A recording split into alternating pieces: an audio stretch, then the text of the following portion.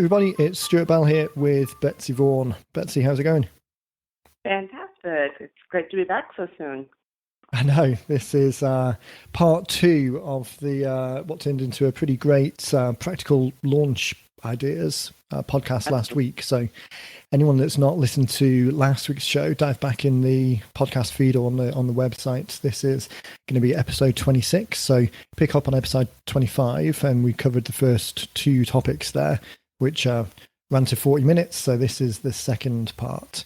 I'm excited to get into it. Last week's show, we got some great feedback. It was really well received. Fantastic. Yeah, it was a great call. I felt like it was a lot of valuable information, that we put out. A lot of people can use it because we get asked a lot, what do I do with my book? How do I get it out there? What do I do with it now that I've done it? So yeah, I think people will enjoy these practical episodes. stuff to, yeah, exactly. Yeah, some practical stuff to feed back to. practical stuff. I like that.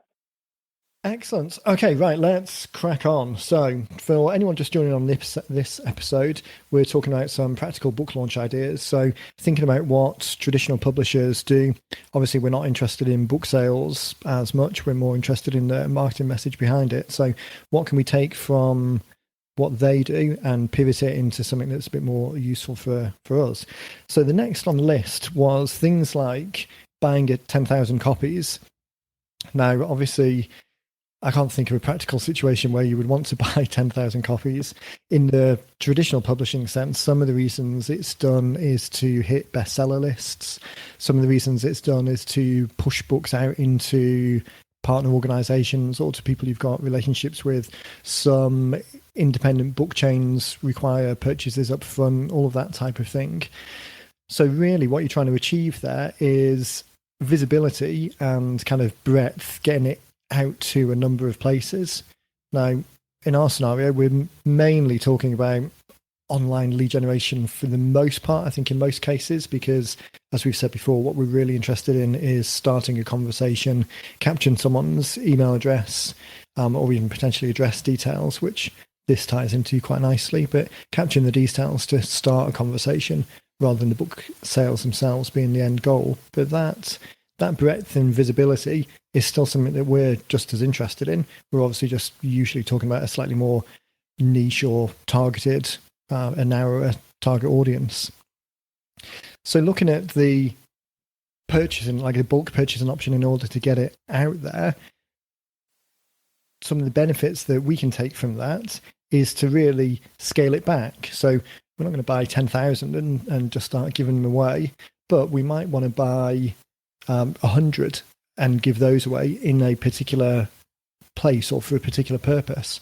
So some of the things that sprung to mind there, and we've talked to, I know the Hinmans who wrote the Vibrant Child book at the end of last year, they used this tactic in a conference that they were speaking at. So they printed off a number of copies to take with them.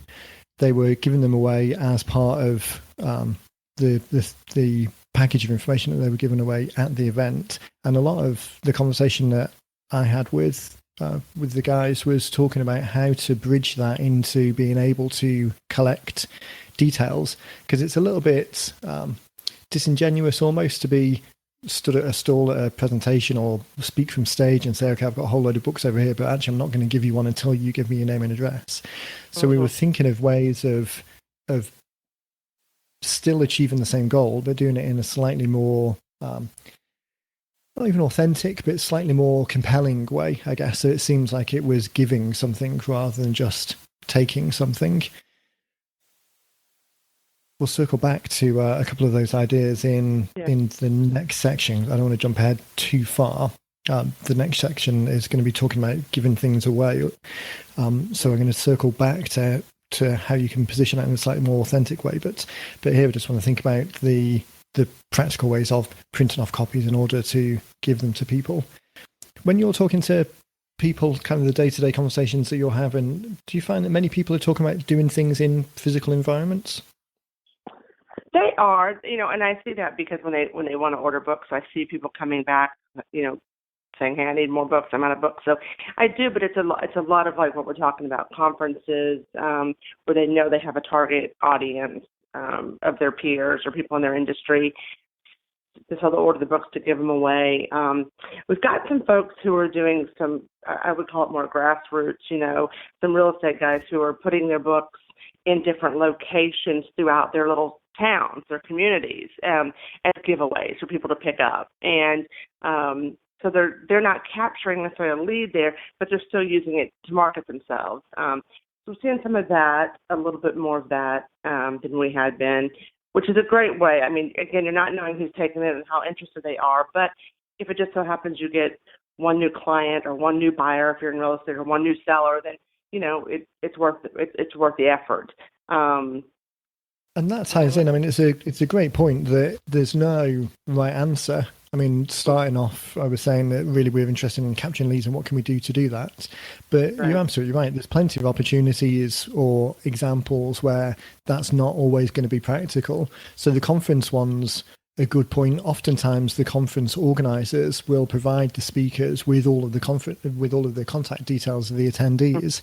So to a certain degree, you've got all of the details already. You might not have a one-to-one relationship with people who have explicitly opted in, but you've still got all of the details in order to start that conversation and follow up with people afterwards. I think the example that you were saying there of the real estate example, where a larger number of books might just sort of percolate into the local environment, almost like I don't want to say a flooding campaign, because that kind of sets the tone slightly wrong, but definitely a presence building campaign.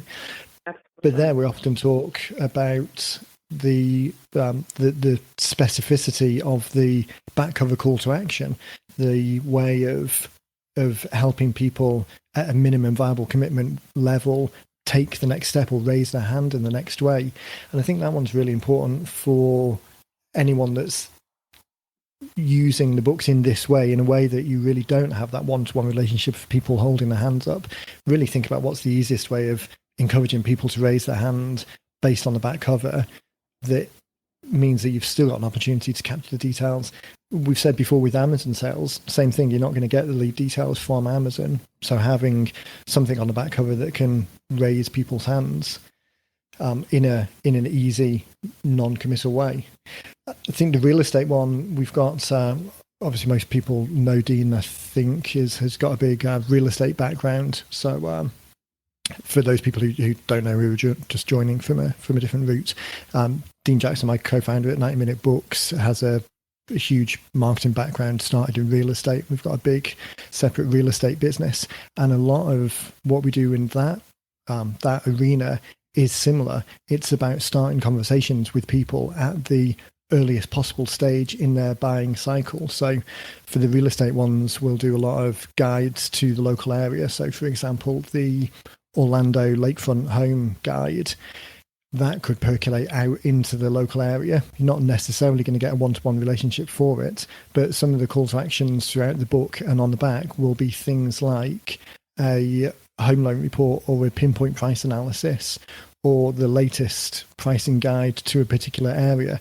And all of those are easy ways for people to take the next step. It's not saying, okay, you've got this book, you don't know who I am, but now you've read it, you've seen my picture on it, so immediately you come into the office and we'll sign you up as a client. It's that easy next step. So there's definitely not one answer, but buying a number of books in order to get them out into an area. I think as long as you think about it in terms of a campaign, I guess that's the only kind of caveat or constraint I'd put on it, or suggest people put on it, is rather than just kind of the build it and they will come, the write it and they will come type approach. Really think about it in an orchestrated campaign of, okay, I'm going to do this. What's the next step? Think like, I've heard Dean say before, think like a chess master and think 2 or 3 steps ahead. So if you are just buying copies to put out there, then how is that going to translate into something rather than just, I'm going to do it and I'm sure it'll be fine. Think more specifically about what that next step is. Exactly. Yeah. That's great. Some of the other sorry. Do you know, I was going to say, we're 10 minutes in. I've already drunk all of the coffee that I made to get me through this episode, and my voice is starting to go a bit croaky.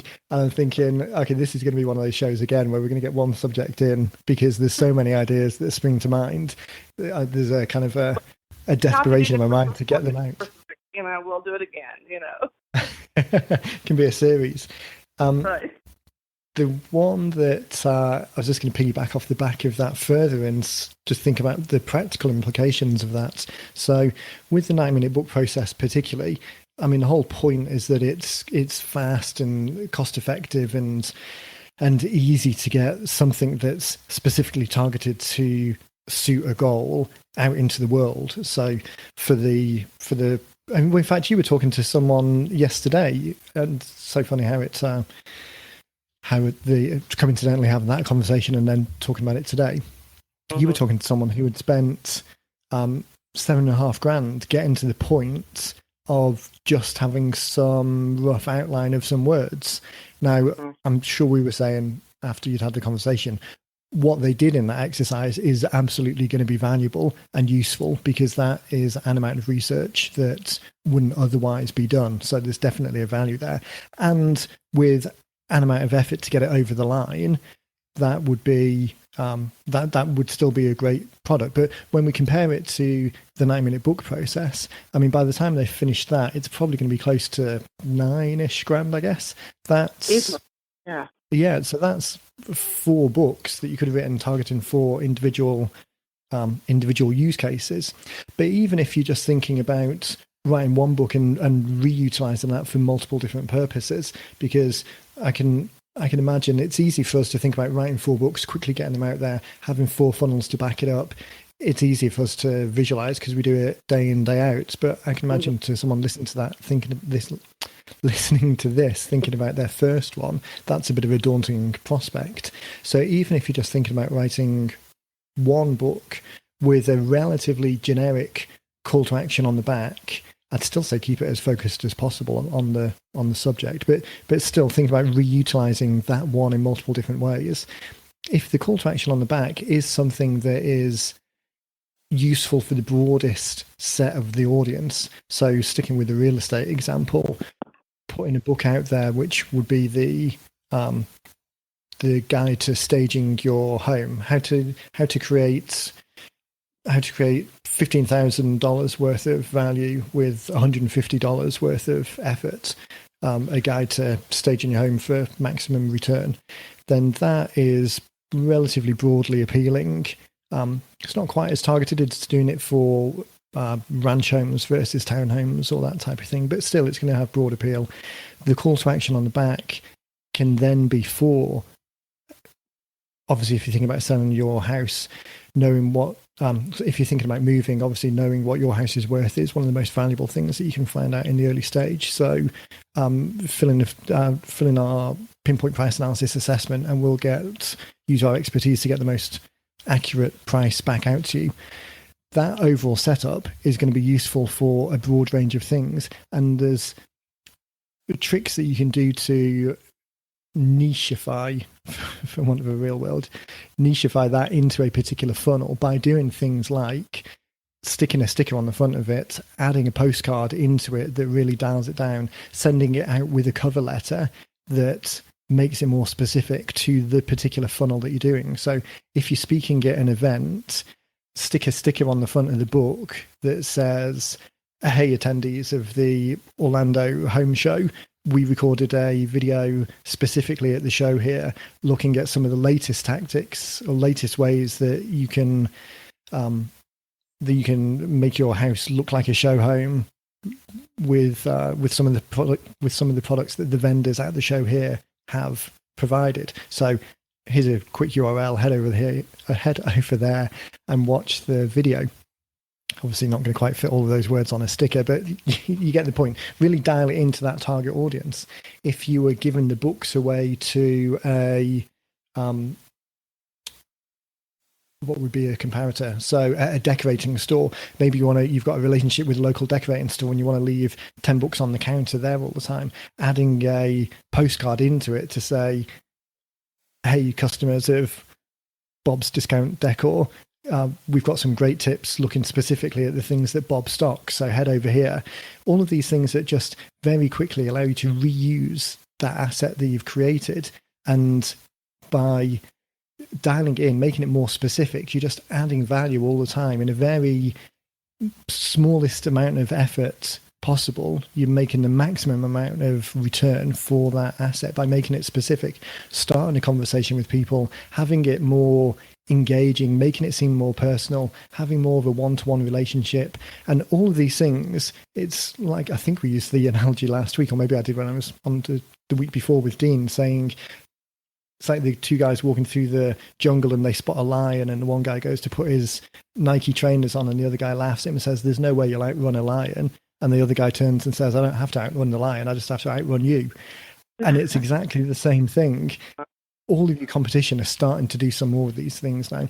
A book is by far a huge advantage because still not many people are doing it. But to be able to differentiate yourself, to make it that little bit more personal, that little bit more dialed into the audience that are likely to be receiving it, it takes the smallest amount of extra effort on your part to think about the context. But making it context specific just really amplifies the results. And I'm going to take a breath now because that really felt like some sort of sermon I delivered. Yep, that's great. That's great. We had talked about people who. I want to think we had somebody who wanted to do this, wanted just to give away a snippet of the book, like a chapter of the book, and almost as a teaser. What are your thoughts there on doing something like that? Yeah, I think that one ties in with what I was starting to say before about the problem or the challenge slightly with having a book on the shelf behind the counter and saying, "Hey, I want to give away the book, but I'm not going to give it to you until you give me something in return." The challenge is it's just leaves a little bit of a bad taste. It's not all coming from the position of giving, and the risk is that you lose not credibility, but if you were going to get 100 karma points of just giving it away to someone, then you'll maybe get 80 karma points and lose a few because you're now asking for something in return. It's like the whole More Cheese, Less Whiskers podcast. The whole premise of that is around making it as cheesy, as beneficial as possible, and really not revealing any kind of marketing whiskers. So I think the challenge with giving away a chapter is that you're already... The flip side of that statement is there's 80% of it that I'm not giving to you. So it's not that I'm going to give you this one thing, it's that you're immediately not giving something else. I was talking to Dean yesterday and we were testing some Facebook ads. We were talking about the difference between a $20 free gift card and a 20% discount off the product or service. And financially, the actual dollar amounts might be exactly the same if you're selling a $100 product, for example. But the premise of giving someone a $20 gift card is you're giving them 100% of something. If you're offering them 20% off something, then you're still charging them 80%. So the same with giving away a chapter of the book. There's definitely scenarios where it does work. I think if you've got something of a relationship with people already, so you can position it as a teaser. Where it works is things like fiction, where the book itself is the product. So you're giving away a chapter, and that chapter is 80% of the product. It's 20% of the product, and the product is the book. Giving away a chapter as a teaser for some other content where the main product is whatever service you're selling, the main product isn't the book. That's where the disconnect comes in. Does that make... I'm not sure that's... Yeah. Analogy makes sense. Yeah, that makes perfect sense. Absolutely. Yeah. So it's a challenge. So I think the better way of doing it is to create specific content that is based on a chapter. So say you've got a financial planning book and the financial planning is talking about the 5 things you need for Social Security, the 2017 Social Security plan, for maximizing your retirement benefits. So as you're coming up to 62, needing to make some decisions on the retirement, here's the 5 things that in 2017 you need to bear in mind.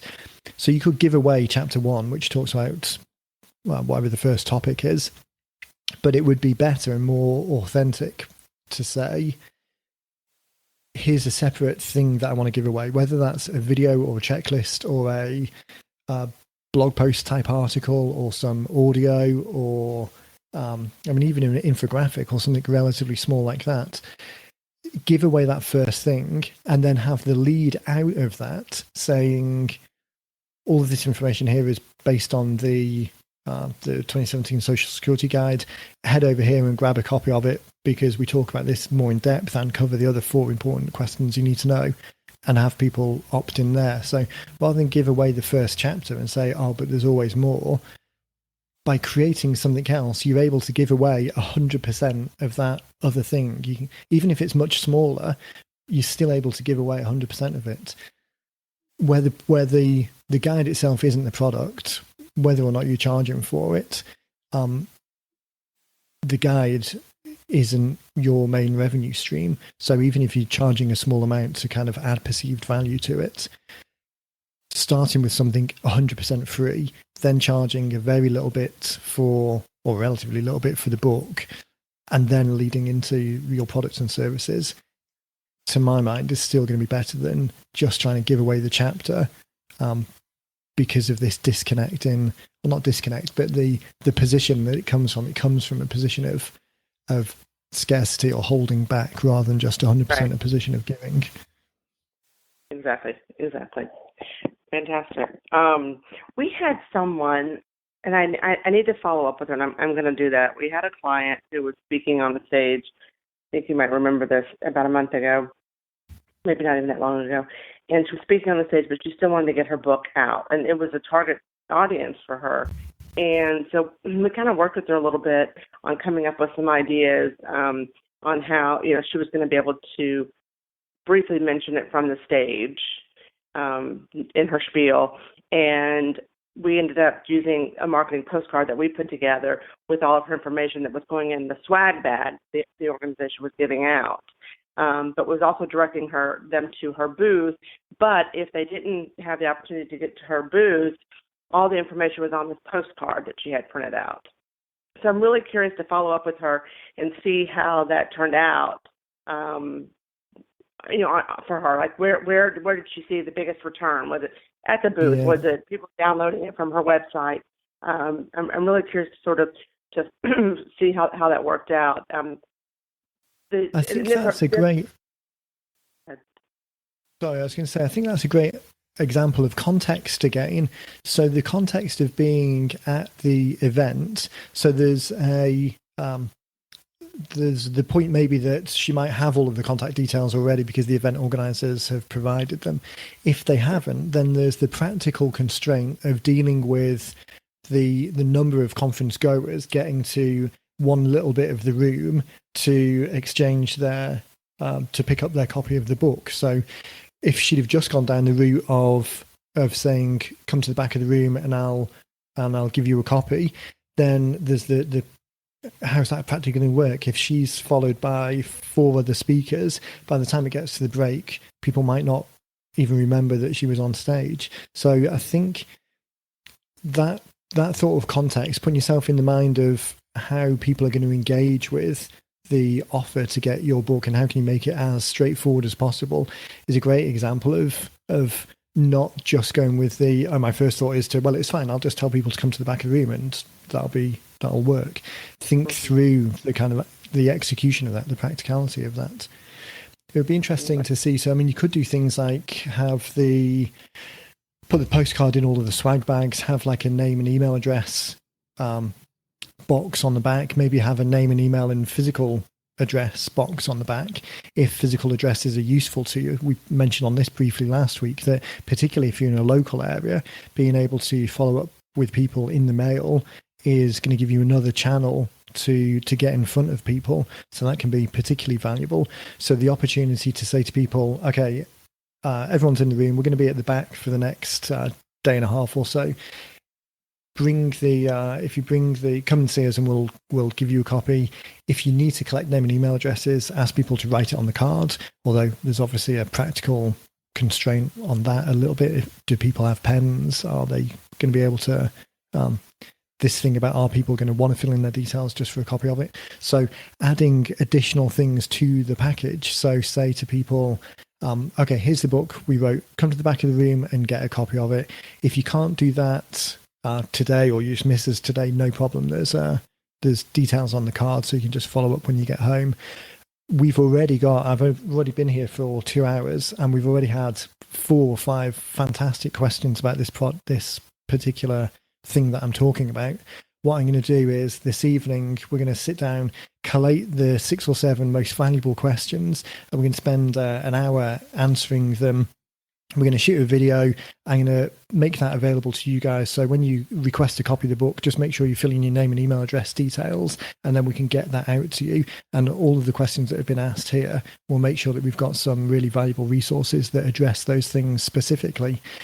If you want a physical copy of the book, although I've just said you've got physical copies of the book at the back. But anyway, the name and email address, the physical address part of it, you maybe at stage 1, you're just going to deliver the digital part. And then if people want a physical copy, tell them to put the name and email address, and then you can post it out. And then you've got this other channel to get to people as well. So all of these things, thinking about the overall funnel, think about how you can deliver the most value to people in the easiest way and tailor it specifically. Is there a way of tailoring it specifically to that audience that really adds on that value? There's that old Glenn Ross saying of like ABC always be closing, but you really want ABC always be contributing, kind of just add value. If you've been in business for any amount of time, I mean, it's like this podcast. I mean, I just looked at the time we got running on the show, trying to keep this to 30 minutes, but we're already 25 minutes in, and I could talk for another hour on this. It's because we do this every day, and it's the same with you guys listening to this. Because you're in the business every day, you can keep adding value at a relatively low cost to yourself because all of the knowledge is in your head. So by adding to it to an audience that's desperate for that information, that's super engaged with that information, rather than just doing the minimum thing, adding that little bit more to tailor it, it's just really going to amplify the results to that audience and just encourage more people, give people more reasons to raise their hand. Great. That's great stuff. I know. I gotcha. Thanks. What should we talk about next? So we're just coming past 25 minutes or so. We've got 2 quick ones. Next week I've got a call with Dean scheduled in that I definitely want to get in the flow. We've got some Q&As that have been waiting for a little bit. So I think if we quickly wrap this one up, and then if anyone's got any questions or wants to talk about launch ideas or has any feedback, then shoot us a note to podcast at 90 Minute Books, and we'll collate all of that and we'll pick it up in a wrap-up show in a few weeks' time. But we've got a couple more things on the list, so we'll go through those fast, and then I think that'll be a nice wrap-up, and then we can pick it up again in a few weeks. So, the last one that... Sorry, go for it. No, go ahead. I was just going to say, the last one we had on the list of ones to particularly cover was product placements. So that is something that you see in traditional publishing a lot. And by product placement, I don't necessarily mean copies of books on coffee tables in sitcoms, that type of thing, but more doing... going on to talk shows or radio shows, or having your book present in other people's environments. I can't really think of a downside to this. I mean, there's practical constraints on you're not going to do it to the same level that a big production house would. But if you scale it back and think about ways that you could partner with people to go on, use your book as an excuse to go on other people's podcasts or local radio shows. I can't remember who it was, but we've talked to a couple of people at the end of last year. It might have been Kevin Craig even. At the end of last year, anyway, we were talking to a couple of people who had been on local radio shows and local TV with their book as the excuse. Or not the excuse, but the reason to be present there. So that's a great opportunity that you wouldn't otherwise get.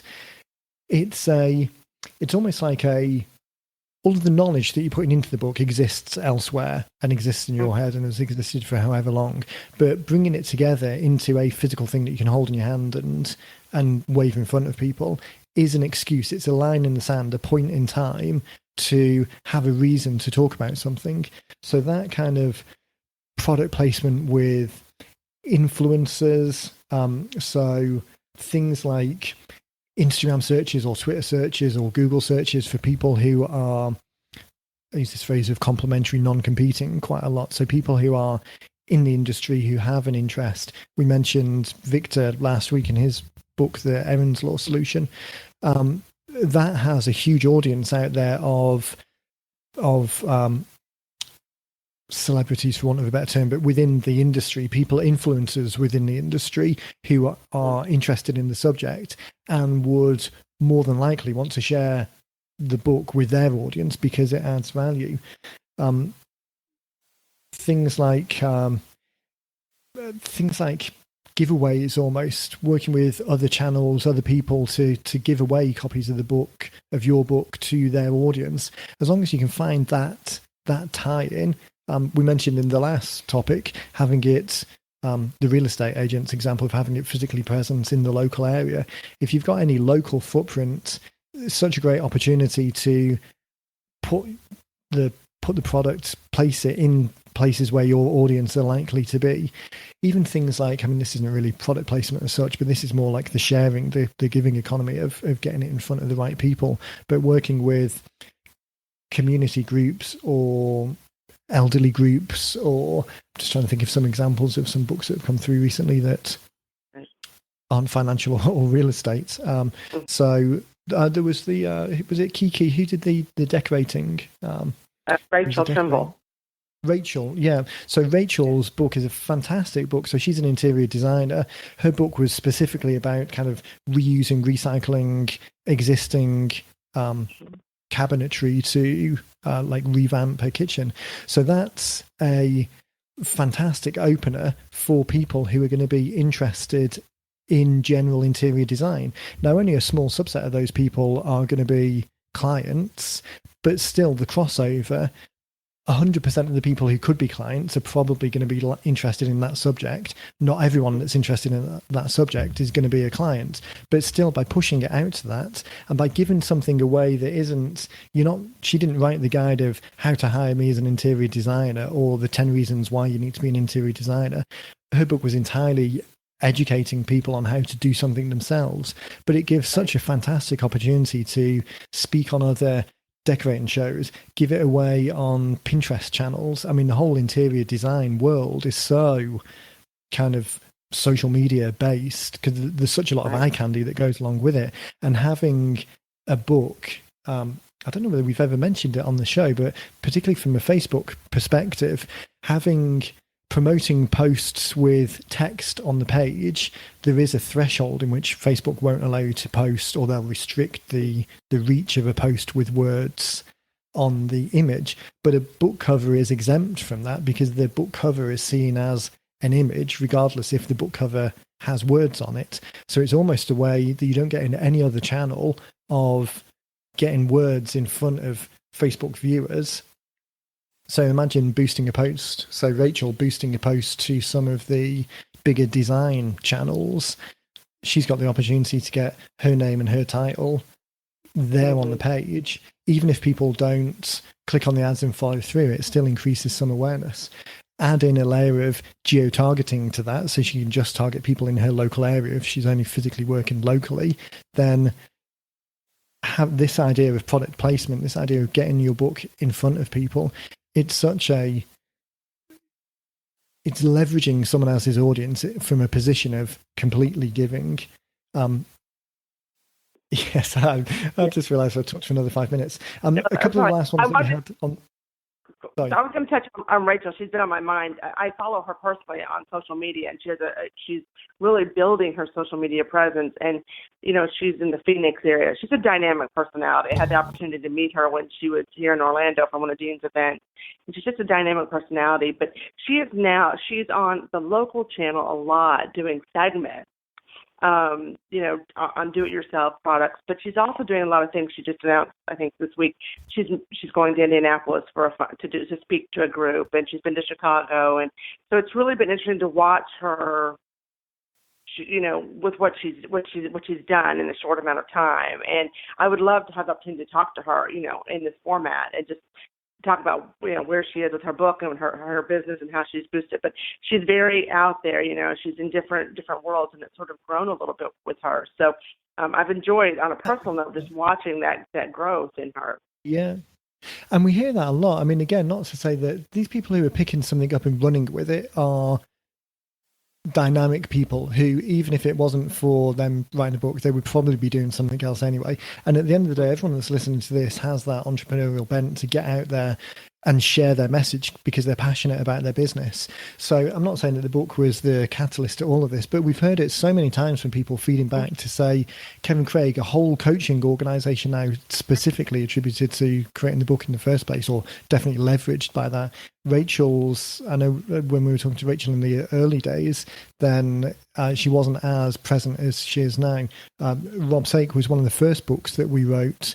The Agriculture Manifesto. So he's used that to leverage conversations on TED Talks and national Canadian syndicated TV and radio. I mean, it almost acts as a catalyst for bringing together a lot of energy that people had anyway and really focusing it into something that people outside, external people can kind of hook onto. It's a reason for them to want to talk to you, or for you to promote or suggest talking to them in terms of kind of external comms. I'll follow up with Rachel. I think you agree with you. It'll be an interesting show afterwards. Some of the other things, quickly wrap up then, were things like we mentioned Facebook and Instagram and Twitter, but giveaways there, following through. Again, I mentioned last week, Gary Vaynerchuk, anyone that's listening here and doesn't follow Gary on social media should just do that and borrow some of his ideas. So things like, if you've got a footprint, if you've got an audience already, they've been recently doing like 60-second giveaways. So people engaging with posts and following and sharing within like the first 60 seconds or so, they'll pick a few people and give them like swag, basically. So you can use your book as an example for that. Engaging, I mentioned before, engaging with influencers and A, giving them a copy of the book, but B, also saying, hey, I'd love to give your audience 10 copies of this book, and just do that as a presence building, as a relationship building exercise. The kind of whole random acts of kindness type approach of just being out there, being present in the marketplace, and with no expectation of anything in return, just giving copies of your book away to people who would find value in it for whatever reason. This is all drifted now into the slightly bigger presence building, the bigger kind of footprint of you as the authority within the area. And I think particularly in a local area, it's even easier to do, as we mentioned last week, because the audiences or the competition is smaller. But just being able to go out there and give people something of value with no expectation of something back, it just creates a good feeling within the community, and that builds over time and helps reinforce your presence. And a book is a great way of doing that in a way that seems entirely giving based and not asking based, particularly for those books that are written like Rachel's, like Victor's, are written purely from the point of view of, I've got this information that will be useful to you and I want to share it in a way that doesn't necessarily ask for anything back immediately. Exactly. That's great. Great information. Yeah. Fantastic. I think we made it through the list. Yay. Yay. Great. Well, great. I think we have some great follow-up ideas too, from this. So that'll be exciting to get to those at some point. Yeah, definitely. And anyone that's listening, if you've got any questions or points you want to raise, if you just shoot us an email to podcast@90minutebooks, then we'll pick that up. The show notes and the transcript for this and any links to anything will be on the website. So head over to 90minutebooks.com/podcast. And this is episode 026. It's going to be called the Practical Book Ideas Part 2. As I mentioned at the beginning, if you haven't listened to Part 1, then dial into that, because that covers the first two topics that we talked about. The show's always posted on Facebook as well, so if you haven't yet, head over and like the Facebook page. That's just facebook.com/90minutebooks, or follow the link from the website. And then we've talked a lot about books, so as soon as you're ready to get yours out there, then head to 90minutebooks.com, follow the Get Started link, and we'll be excited to talk about your book on a future show. Great. Fantastic. Perfect. Okay, thanks for your time again, Betsy. It's been good, and we will catch up in the next show. Sounds good. Thanks so much. Thank you.